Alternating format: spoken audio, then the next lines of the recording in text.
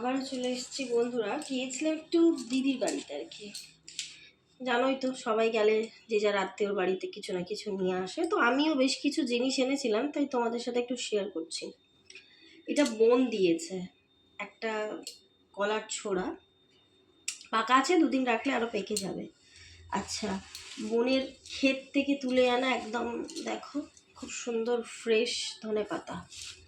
আচ্ছা, এটা তো গাঁদাল পাতা রয়েছে, খুব তো খুলে দেখাতে পারছি না, তাড়াহুড়ো করেই দেখো। এটা গাঁদাল পাতা একদম পিওর সব। এটা লাউ শাক, আশা করি বুঝতে পারছো সবাই, আশা করি কতটা বুঝতে পারছো জানি না, এটা লাউ শাক। আচ্ছা, এটা দিয়েছে ওলকপি আছে, উচ্ছে আছে, আর বেগুন আছে, এর মধ্যে অনেকটাই আছে, আমি পুরোটা ঢেলে বের করে দেখাতে পারলাম না।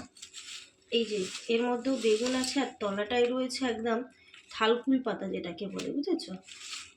আচ্ছা, এই যে এইটার মধ্যে রয়েছে সিম, আর এই যে রয়েছে বিনস প্রচুর পরিমাণে, এই যে, ঠিক আছে। আচ্ছা, একদম ছোলা কচু যেটাকে বলে, এই যে কচু কেটে দিয়েছে, আর কিছু রয়েছে পাতা, যেটা আমি তোমাদের আগের একটা ভিডিওতে দেখিয়েছি যে কচু শাকের পাতার চিংড়ি মাছ দিয়ে রেসিপি। আচ্ছা, আর একটা দিয়েছে তোমার এই যে লাউ, লাউ শাক দেবে আর লাউ দেবে না তা তো হয় না। আচ্ছা, আর এই হলো টমেটো, কাঁচা পাকা মিলিয়ে টমেটো আছে এতটা পরিমাণে,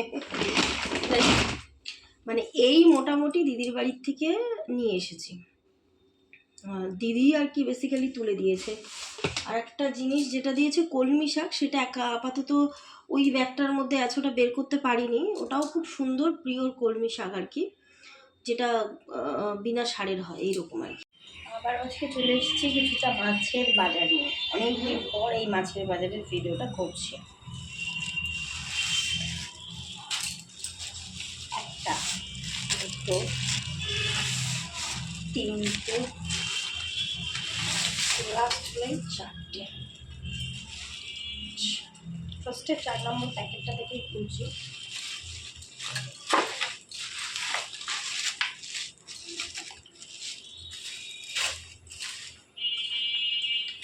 এটা হলো কাতলা,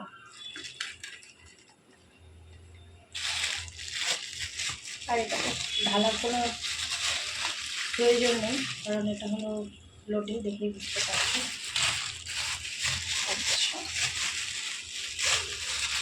এটা হলো সব থেকে ভালো জিনিস, ভুসো চিংড়ি যেটাকে বলে, ভুসো চিংড়ি, সঙ্গে মৌটি মাছ টাছ সব আছে। এই যে দেখো, বুঝতে পারছো হয়তো। আর এটা তো হলো পুঁটি মাছ, দেখতে পাচ্ছ, বড় বড় বেশি।